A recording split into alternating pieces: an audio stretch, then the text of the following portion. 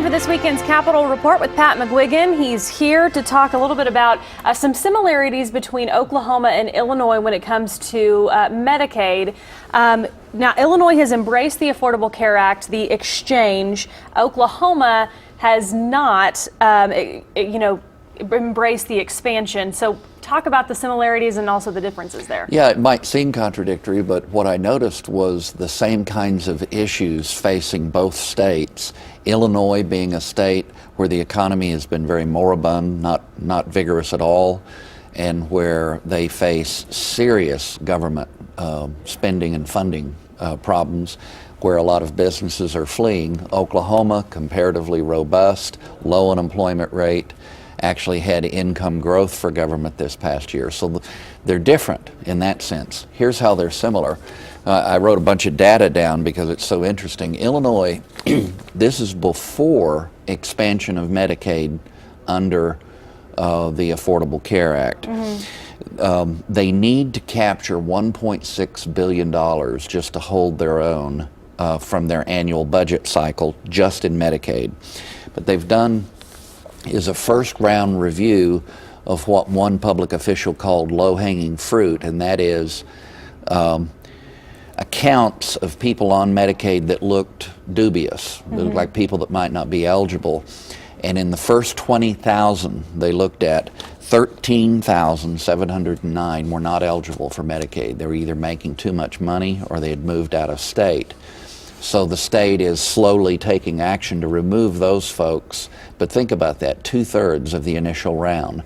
And they believe they're going to find quite a bit more.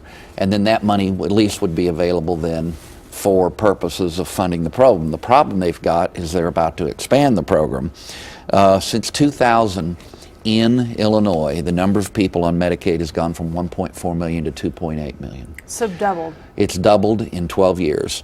In Oklahoma, I'll give some numbers. In 2000, 13% of our population was on Medicaid.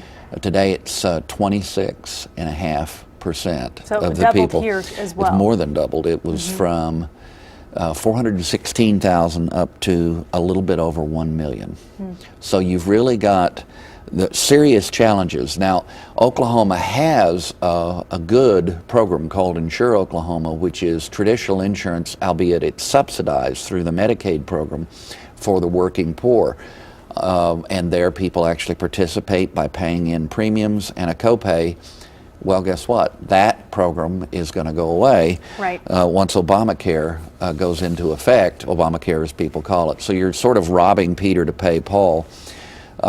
This is a very serious situation. In Oklahoma, the cost has increased 190.9%. Wow. 190.9% since the year 2000. The cost is now $4.77 billion a year in Oklahoma, and $1.3 billion of that is the state.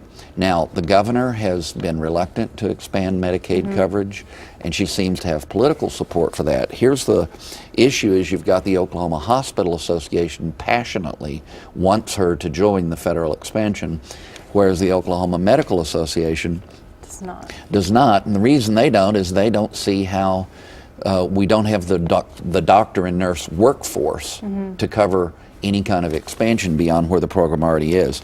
So here, that's the way in which two very different states are similar. I think the word crisis is an appropriate one in terms of Medicaid spending, even before we look at expansion. Okay, kind of changing gears here, some political celebrity news. Ed Fulner and former Senator Jim DeMint, they're both of the Heritage Foundation.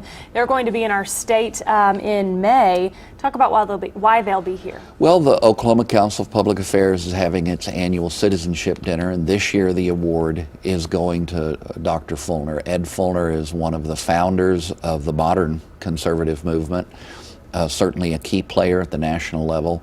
And he'll be getting the Citizenship Award, which is a cool statue, either of Will Rogers or a scissor-tailed flycatcher, I forget which, but they give that every year to a prominent American.